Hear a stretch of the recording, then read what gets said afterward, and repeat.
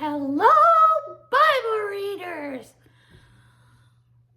Well, I am excited because I just saw a YouTube video that says that France is having a revival.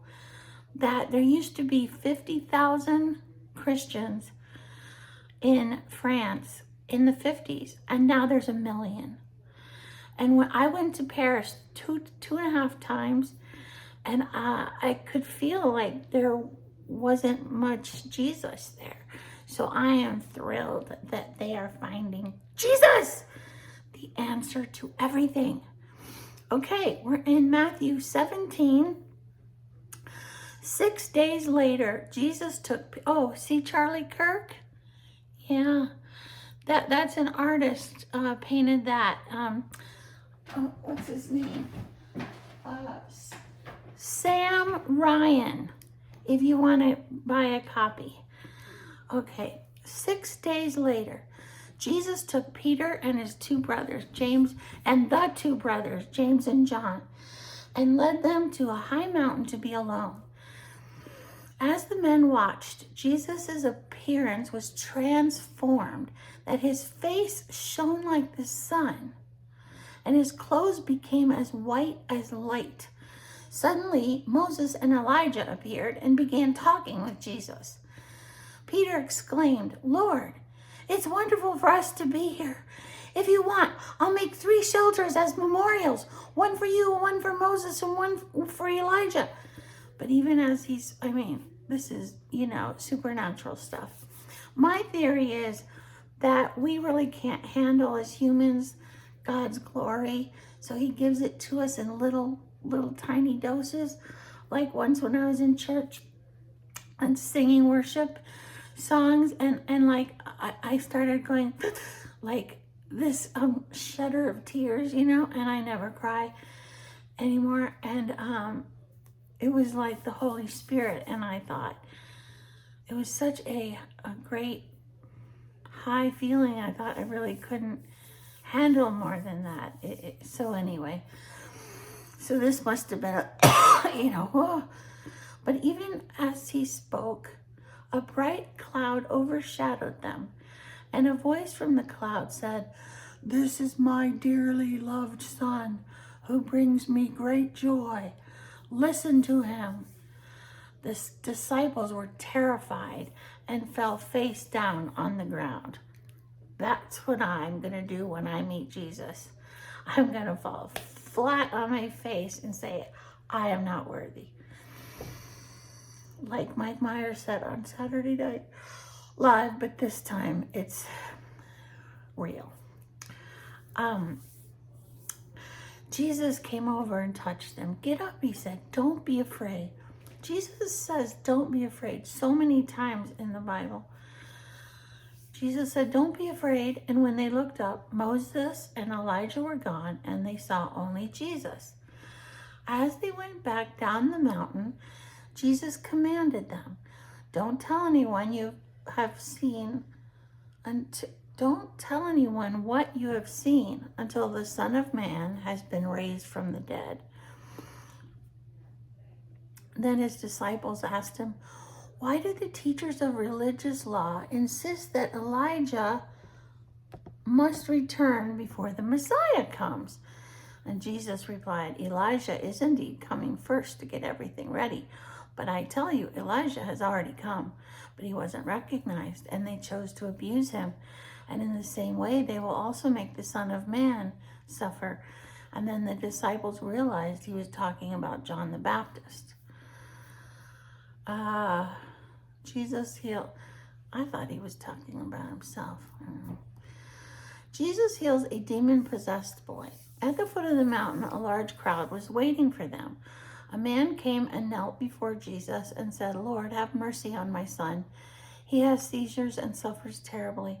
He often falls into the fire or into the water. So I brought him to your disciples, but they couldn't heal him."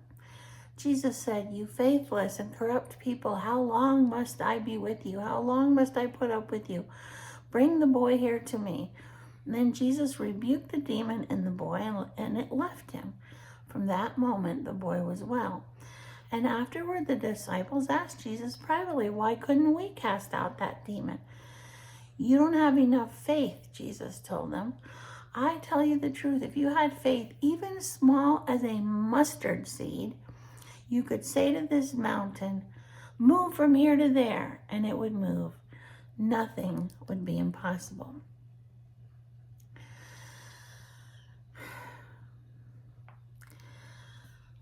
Luke 1:37, my favorite verse, for with God nothing shall be impossible. Jesus again predicts his death. After they gathered again in Galilee, Jesus told them, the Son of Man is going to be betrayed into the hands of his enemies. He will be killed, but on the third day he will be raised from the dead. And the disciples were filled with grief. I forgot, Jesus told, he told them ahead of time, so they wouldn't be surprised. He said, I'm going to be killed and I'm going to raise from the dead. I forgot that he told them and he warned them. On their arrival in Capernaum, the collectors of the temple tax, people say the Bible is not political, and some preachers won't get into politics, but the Bible is very political. It talks about political things all the time. So here's an example, tax. The collectors of the temple tax came to Peter and asked him, doesn't your teacher pay the temple tax? Yes, he does, Peter replied, and then he went into the house. But before he had a chance to speak, Jesus asked him, what do you think, Peter? Do kings tax their own people or the people they have conquered? They tax the people they have conquered, Peter replied. Well then, Jesus said, the citizens are free. However, we don't want to offend them, so go down to the lake and throw in a line. Open the mouth of the first fish you catch, and you will find a large silver coin.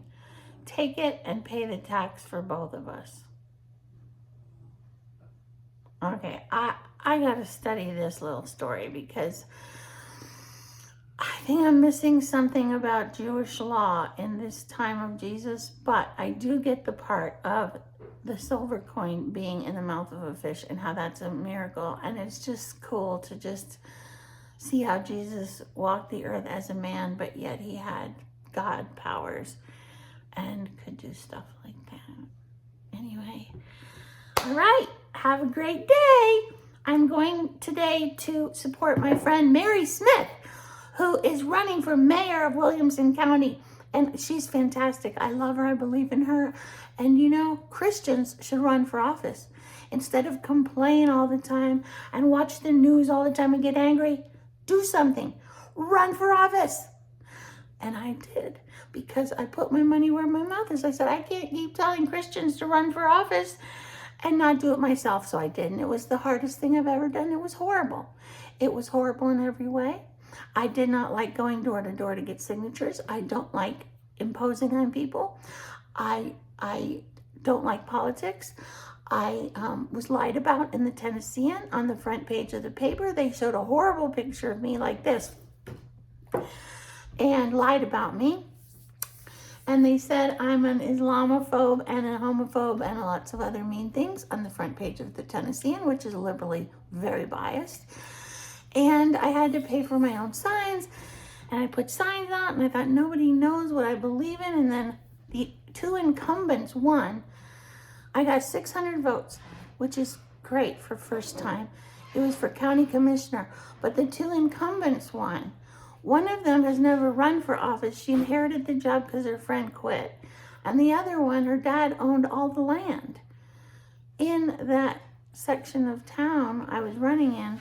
And they've owned it for like hundreds of years. And I asked her about politics, and she didn't know anything. It's just that she's been there so long, and so everyone just keeps voting for her. Anyway, Christians run for office. And Mary Smith, I am so proud of you. She has Marines in her family. Her kids are in the military. Her parents were. She's a servant to the people, honest, loving, worships God, great family. Great woman, Mary Smith. mayor of Williamson County. So I'm going to her kickoff tonight. You like my fall outfit? All right. Bye, Bible readers.